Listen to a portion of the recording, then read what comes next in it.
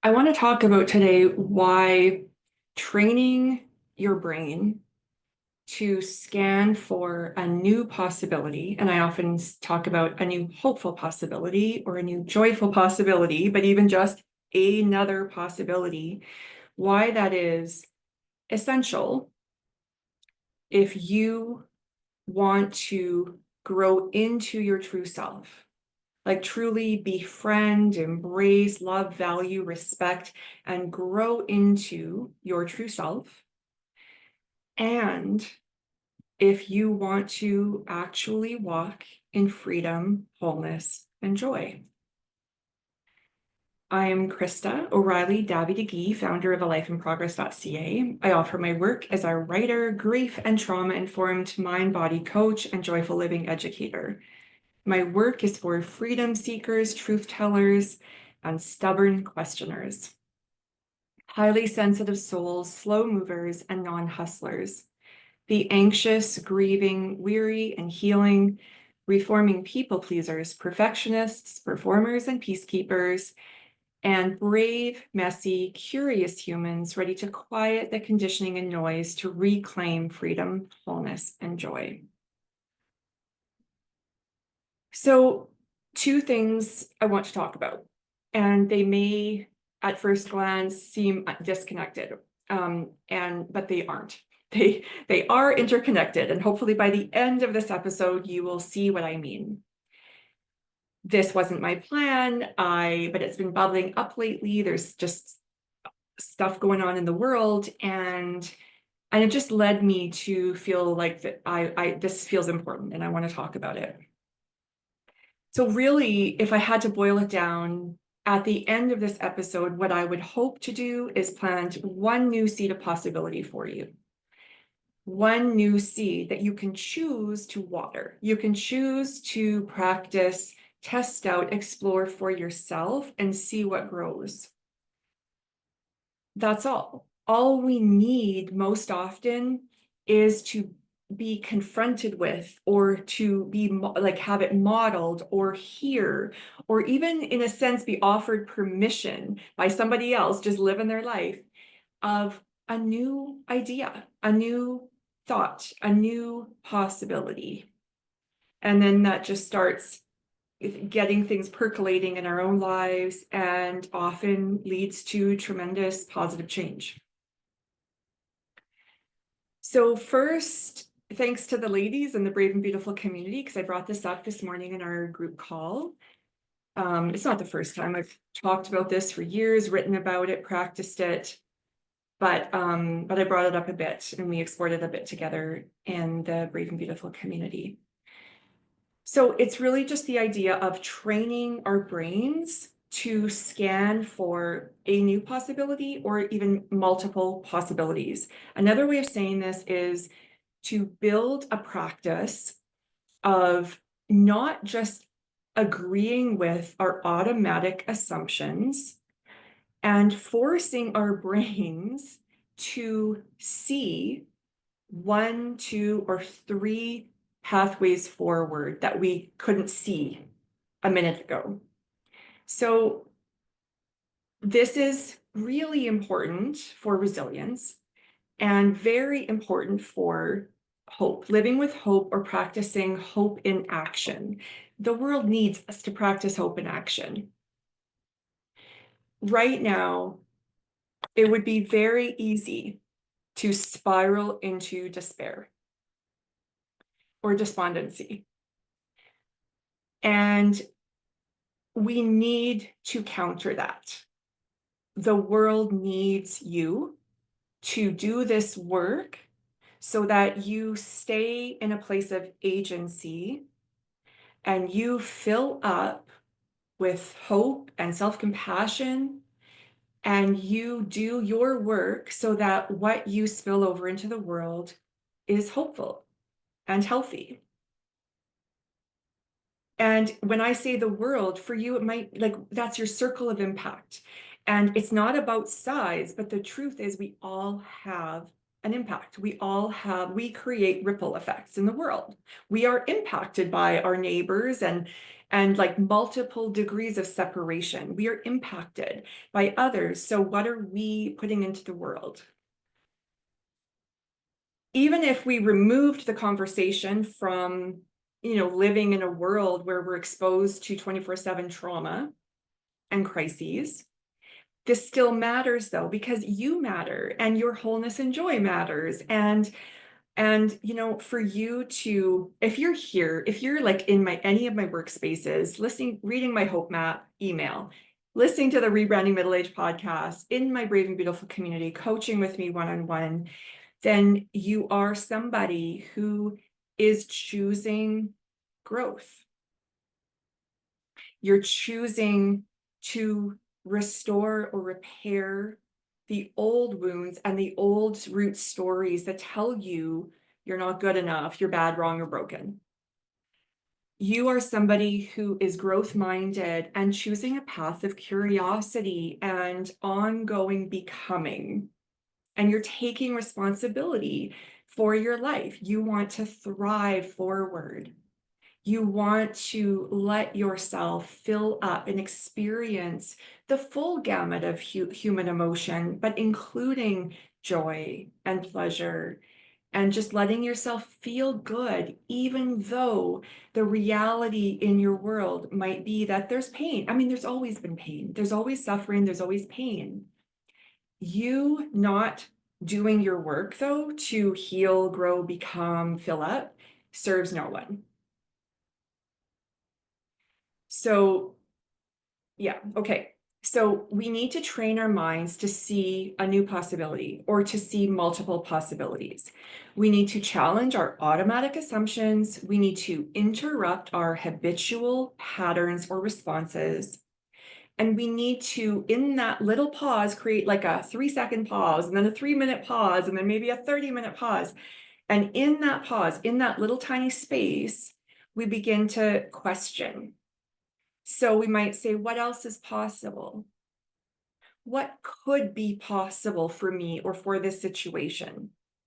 How could I?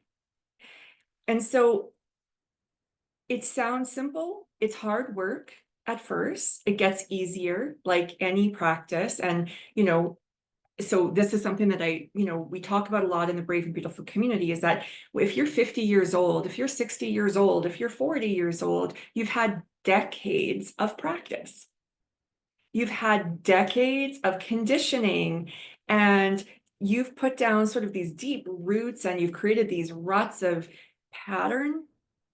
And to change that and build new ruts, new pathways forward to form new beliefs, there are times where it feels like a radical shift. Often I think it's that we've prepared the soil, so to speak, but sometimes it really is like you hear something in a new way and it's just like, I get it.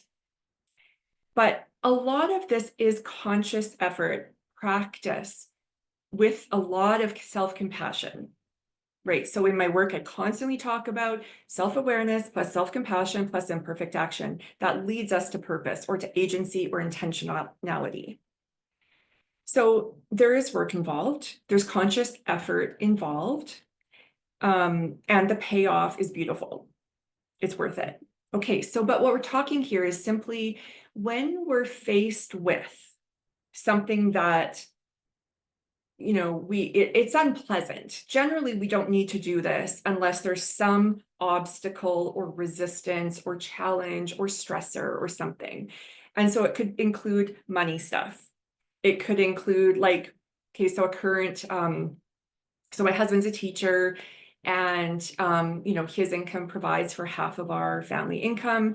And teachers, there's been rumors of strike for months, and there's a very high probability that there will be strike or teachers will be locked out in a few months.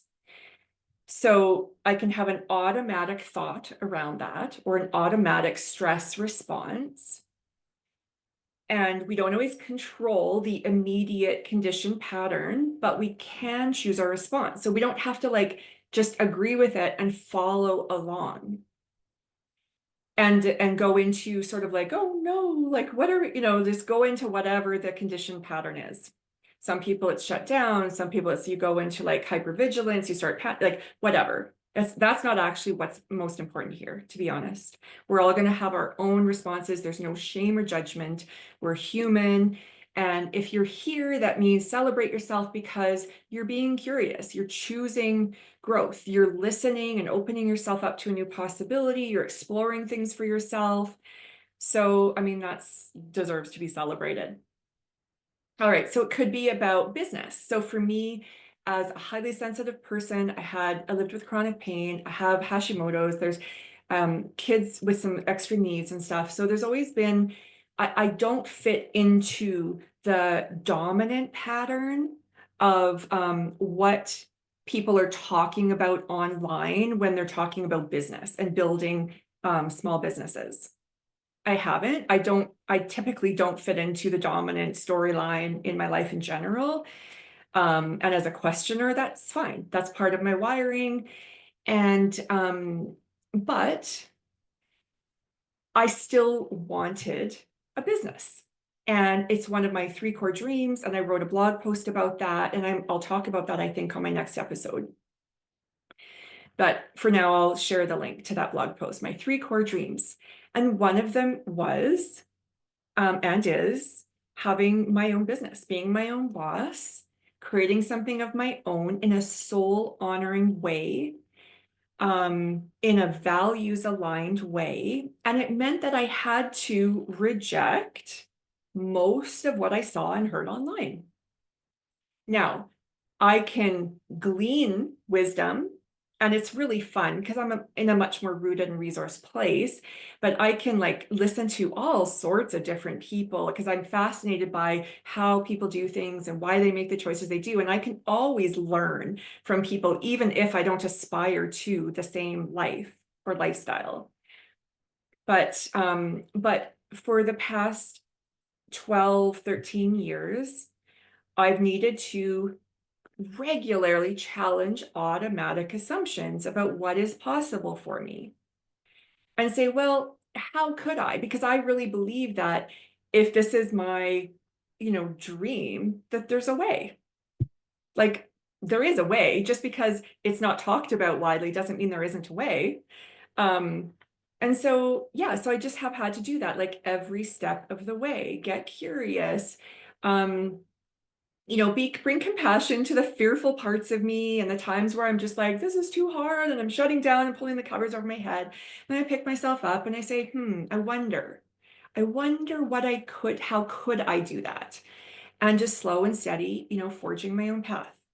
This is true for relationships. This is true for our health. So, like I mentioned, I always had mobility limitations because of a disease in my hip as a child and severe chronic pain for most of my life until post-surgery. I had difficult hip replacement and recovery, but then once I got, to a steadier place, I don't live with chronic pain anymore, thank goodness. But most of my life, so there were some, just mental health stuff. Like there's just been some, what I would call some very real and honest limitations.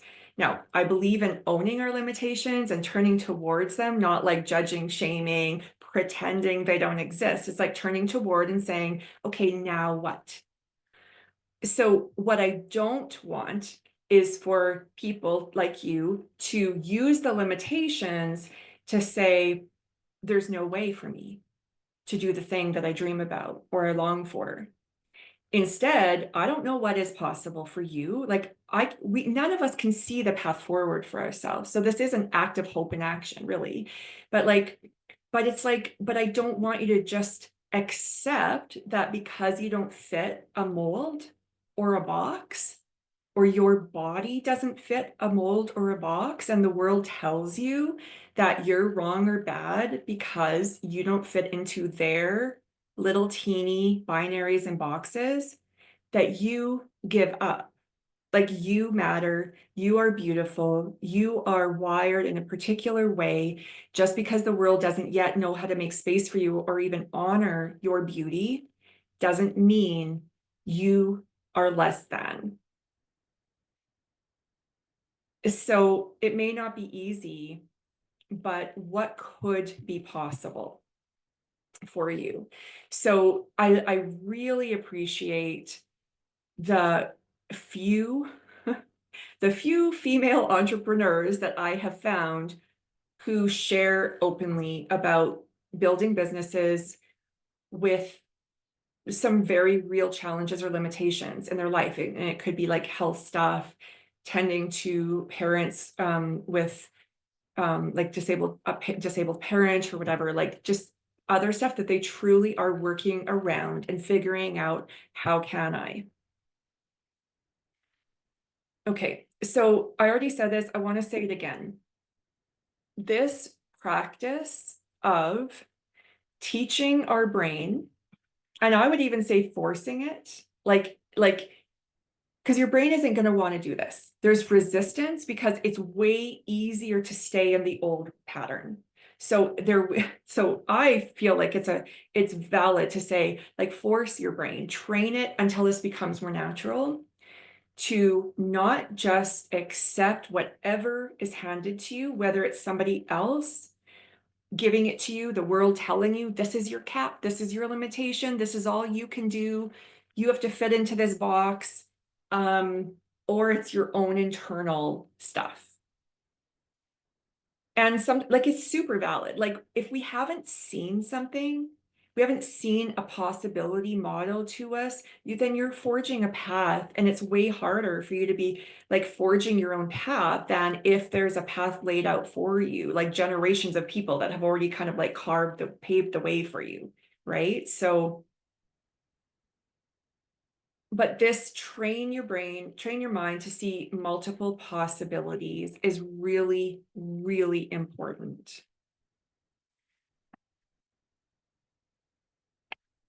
So, okay. I think it would be helpful probably to just get a little bit more specific with a couple examples, then I'm going to move on. So, okay, so just that very recent example about the looming teachers strike, and like, I don't want to give too many particulars because it won't necessarily be relevant to you, and it's not the numbers per se that matter. It's about there's some concern, like, we need to be able to survive without all of a sudden half the income gone for an unknown amount of time, and we already have an emergency fund. It's not huge, but then, but there's all these other expenses and stuff that have been planned and whatever. So there's a lot of competing tensions and desires in there. So the immediate thing, my response for my husband would be lockdown. Don't spend a penny, like, go into a kind of a fearful state. I'm not judging him. That's his MO. And I tend to immediately I often get flooded with this feeling of like fear in my body.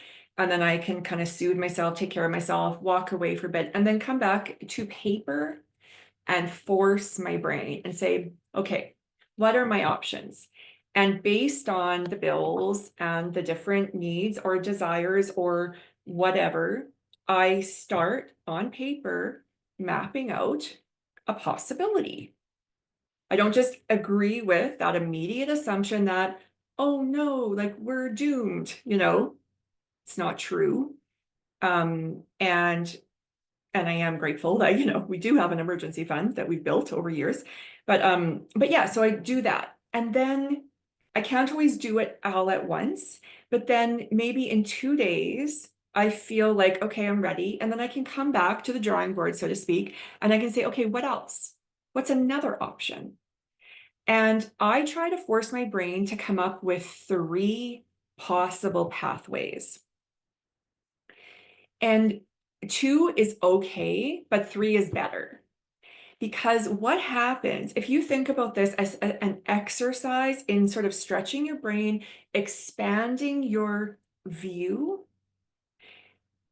often new ideas and insight pop up that kind of are surprising. You're like, oh, I didn't even know that was there. I couldn't see it. You literally couldn't see it an hour ago or 2 days ago. It was already there. You couldn't see it. So doing this as an exercise will open your brain up to all sorts of possibility that was already there, but you couldn't see it because you were operating in your old conditioned pattern. Your stress response, the old stories, the defensive mechanisms or armor that you've learned to use to protect yourself from pain or fear. Okay, so I would love to hear from you. If you choose to use this, I want to hear what comes up for you. Okay, so I want to go on to part 2. And I want to share something kind of fun for me, but to illustrate what it can look like to live in the discomfort or the tension and sort of play with possibilities. So that's not super concrete, but we'll get there. Okay, so first it might sound like I'm veering off, and I'm just gonna go for it. Okay, so I have shared before, and I've written about this, that the way that I move through the world is I have all these like rhythms, systems, and practices that keep me grounded. So I do my life visioning at my birthday. I choose a new mantra for the year. I choose what I call mind, body, spirit intentions for the year at that sacred visioning time. You don't have to do it at that in a particular time of year. You do it when it works for you. I set goals. I check in with the goals, midpoint. I tend to do this at the solstices, but that honestly, that works for me. It's arbitrary. You can do it anytime. I also have seasonal checkpoints, just listening in, making sure that I'm always like, I'm values aligned. The choices I'm making are supporting the vision where I'm heading. And I use those. So my key filters, you don't have, by the way, you don't have to have some mystical, magical vision. It's really practical. I won't go there right now. But the checkpoint, the way that I do that, I have these key filters. So my core values are at the top. And then for the year, I already said I choose a mantra. And that's just like a phrase, something that grabs my attention. I don't really know why for sure. I can feel it like, ooh, that's important. And so I write it down and I'll sit with it for a bit. And then once I'm sure, I'm like, yep, I think this is the thing. I'm going to claim this as my mantra, write it down, check in with it every day. It always takes me somewhere good. Those mind, body, spirit intentions are a third filter. And so daily I check in with them. Whenever I meet resistance in my life, like something happening in the world outside of me or something internal, I don't just accept or ally myself with that automatic assumption. I say, well, so my mind, body, spirit intentions for this year are, I have 3 words. Usually in the past, I've always had 5 words. This year was the first time, 3 words: ease, flow, joy. So what I would do is whenever I meet an obstacle, I don't just say, oh no, like relieve the first story that pops up or the first emotional response that arises, but I'll say, how could I approach this with ease, flow, and joy? What could I do to allow myself to feel ease, flow, or joy in this situation? So I'll question and I'll see what arises. So as I'm doing that, I am putting myself back in a place of agency. I am acknowledging and owning my power of choice. All right, and I'm carving a new possibility. That's what I'm doing, is I'm challenging my mind to see a new possibility, to open itself up, to be curious. Okay, so one of the things I wanted to say was about those mind, body, spirit intentions I have for this year. So as I mentioned, this year for my last birthday, what came up for me was ease, flow, and joy. Now, all that means is I'm looking for more ease, flow, and joy. I don't have it yet, I want it. So, and I say that because some people get hung up on this and they feel disingenuous. They're like, well, isn't it like, I just feel like my body says I can't claim that because I'm not joyful today. It's like, well, you're not claiming that you already are. You're saying, this is what I'm choosing. This is what I'm open to learning. So you step into that, you're opening yourself up to growth in that particular area. So ease, flow, and joy. And so what always happens for me is that I use these systems or these rhythm systems and practices, as I said, to ground me. But it doesn't mean that even with goal setting, I'm doing my best. I'm using the information present to to step out into the light that I have. I don't know what my life will look like 3 months from now. I don't know what the world will be like. I can't control the unknown, and I'm not trying to. So this is one of the important points, is that because I offer training on life visioning and setting your goals, and I've been doing more of this. I've been teaching and practicing myself for like 15 plus years and teaching for 10.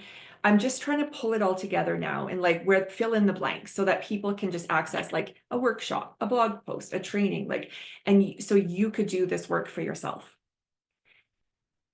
Some people automatically assume that that is this very sort of masculine energy way of being in the world. That it's like this sort of almost like controlled, like, I don't know. Anyway, I don't want to focus too much on what other people think, but I just hear things sometimes. I'm like, oh, that's interesting. Okay. But I want to share that what it's not is creating a rigid, like super controlled, where you're like attached to the outcome kind of way of being. It's more about gentle structure that, in my case, creates more focus, eases anxiety and distraction in my body and mind, so that I can walk in freedom, wholeness, and joy, but also I can keep listening inward and responding to what I hear. So it's like let's just say that based on my life visioning and even like listening inward for a new mantra and mind, body, spirit intentions, then I set some goals and I start moving forward. Well, things can change. Like this year, even all of a sudden in January or December, maybe, I realized that I was going to start filling in the blanks with sort of my life visioning flow chart. Like I offered a goal setting workshop. I'm offering a weekly rhythm workshop. Like I didn't know that at my birthday in the summer. I discovered that partway through the year, and it was like, oh yeah, it's super aligned. Like I checked in. I was like, oh yeah, it's super aligned. It makes sense. I feel good about it. Yeah, let's go for it. Well, I didn't know that. That's okay. Things can unfold. We are flexible and adaptable. That's part of resilience also. So it's not about holding on to this rigid schedule and this rigid way of being. It's not a free-for-all. My life is not a free-for-all. And maybe other people, well, I know other people operate differently in the world, and that's good. They're supposed to. They're made differently than me. Their brains are wired differently than me. But for me, I really, really need those grounding practices and the boundaries and the structure, so that inside of that gentle structure, I can hear my inner voice. And I'm not focused on all the noise and what everybody else is creating and doing and thinking. I need that for focus. But I learned something, that this is the exciting part for me, may not be for you, but I want to share this anyways. So as I've said before, so I hear these things like the mind, body, spirit intentions. Okay, just though they're just words, they're not magical or mystical. Although I do have visions that are a little different than, most people I know. They don't, not, I know there are other people who experience that, but probably not the majority.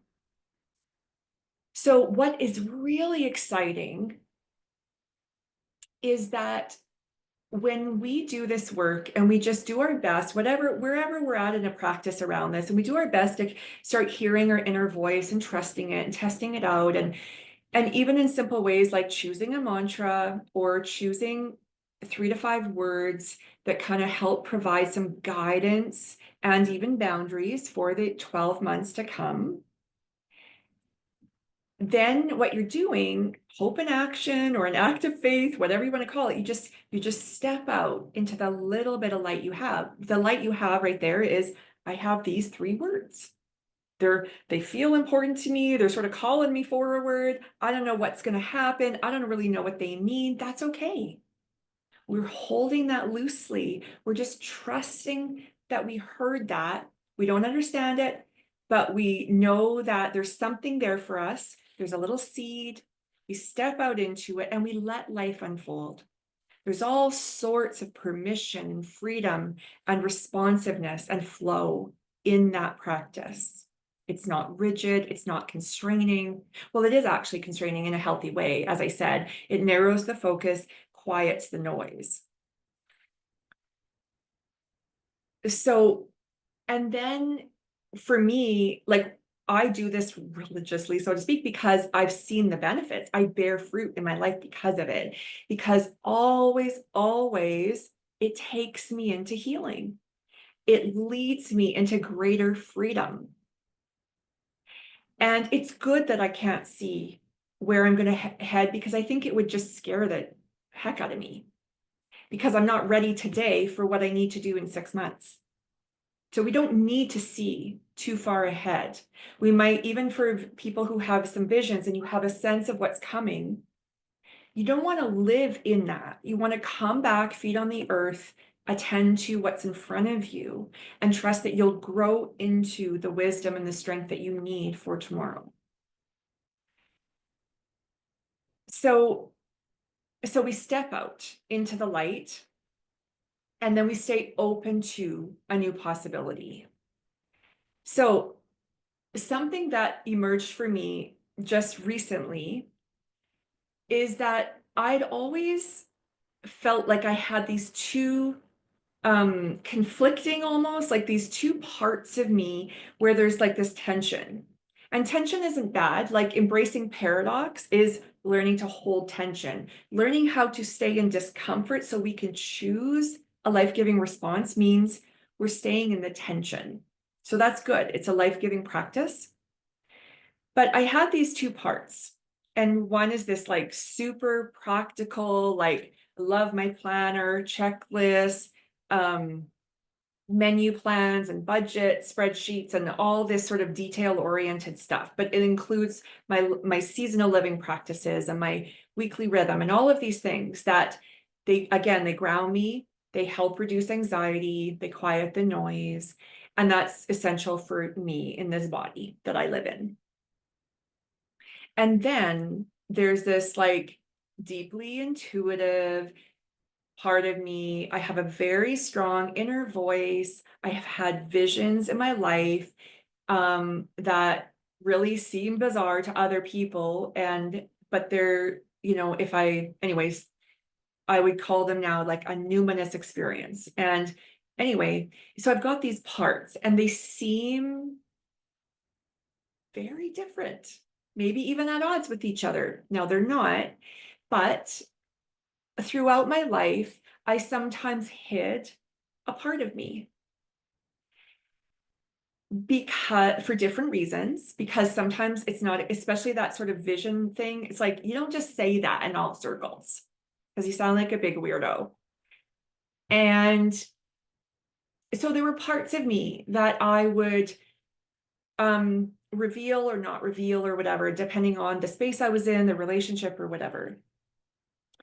But as part of growing fully into my true self and truly valuing myself, I recognize that I can't do that anymore.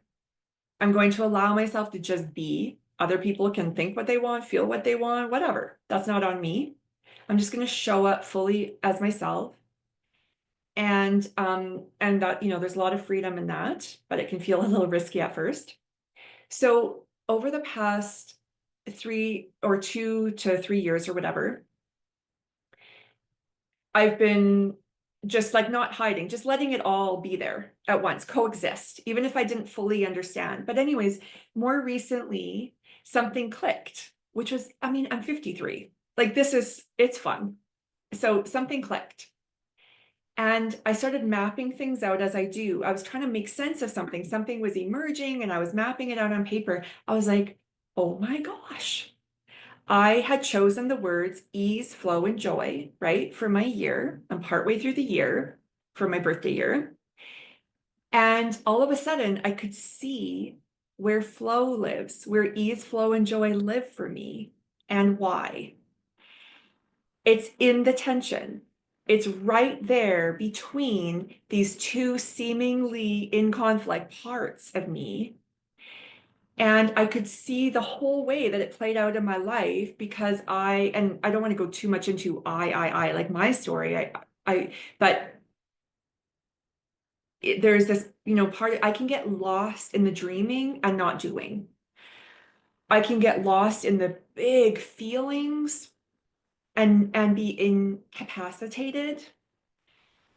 I can see things. I can see beyond the current reality. I can see it in people. I can see it in the world. It's like there's this other part of me that like activates. It's not always online, but like when I have enough spaciousness in my life for incubation and listening, it lights up and it's like I can see beyond the veil. I can see beyond just this current reality.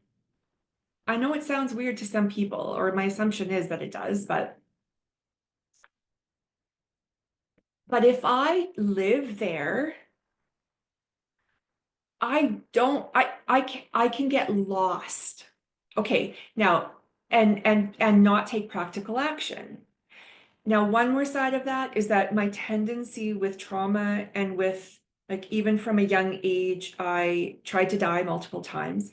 And I didn't know this until as an adult, like after my son died through EMDR and all sorts of trauma therapy, I could now understand like that I started dissociating back then for survival. But then after my son died, I also started dissociating and it looked different. It wasn't the same, but I could see that it's one of my protective patterns because sometimes the pain is so big that my body and mind decide we can't cope. And so we're going to like protect you. Okay. So that's another example of how I can leave the earth. I can separate and end up going like, I can't. So there's like a separation. So I would think of that as like being in the stars, say. And I require grounding practices. Now, I believe we all do, but it can look, sound, feel different for each of us. I need my feet firmly planted on the earth. I need things that anchor me to this earth. I need the rhythms and the systems that even when my emotions are really, really, really big, that I do the next thing, the next right thing. And so those rhythms and practices and systems, they contribute, they help me bring beauty into the world.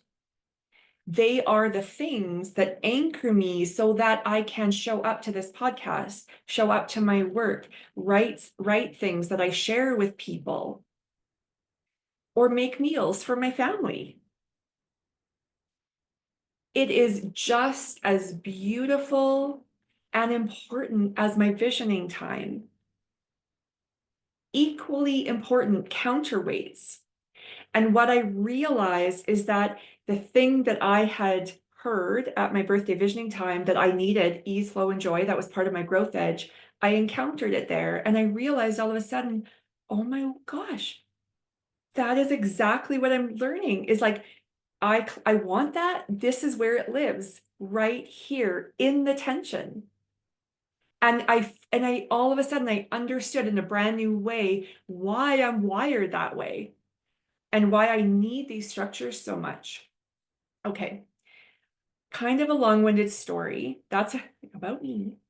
But a couple things here. One is if we just listen to the voices, all the voices, all the noise, and we're not choosy about who we're listening to, and we're not filtering the information, we can very easily believe that we are wrong.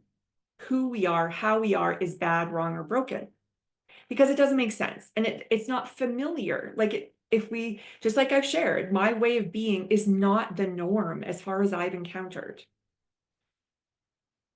So we do need to be careful, one, about whose voices are we listening to. And a lot of people like binaries and boxes. So they may not even realize, I want to be awake to this always, is like, am I doing this? But I hear it a lot. Because something works for them, that's their experience, they make a rule about it.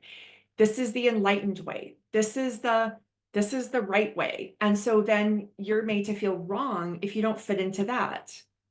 And it's all BS. There isn't one right way to be human.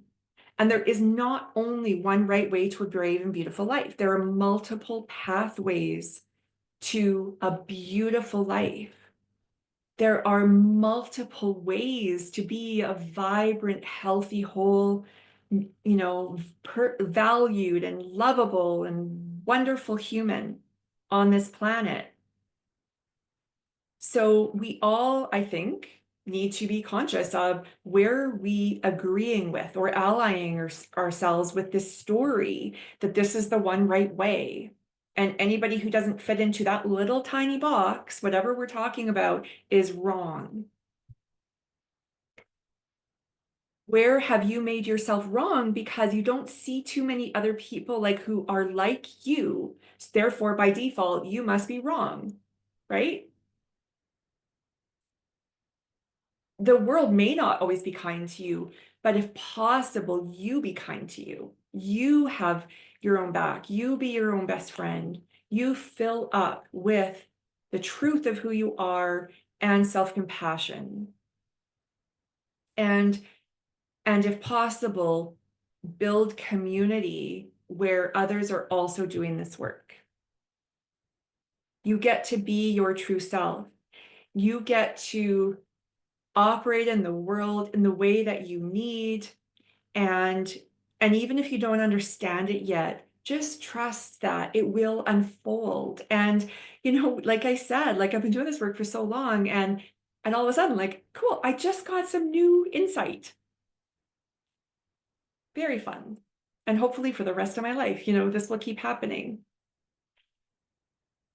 So it all really harkens back to letting ourselves and training our mind or brain, whatever, to see a new possibility and to see multiple pathways to the desired outcome. Okay. I hope that's helpful. I would love to hear from you and see what it kind of sparks in you. I have some coaching spaces opening up.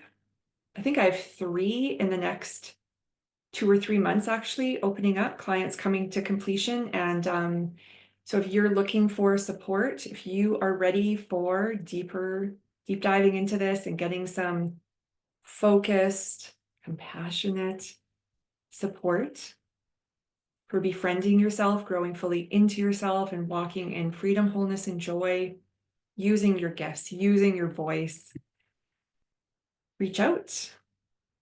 Yeah, I think I'll leave it there. And until next time, make peace with messiness to make space for joy.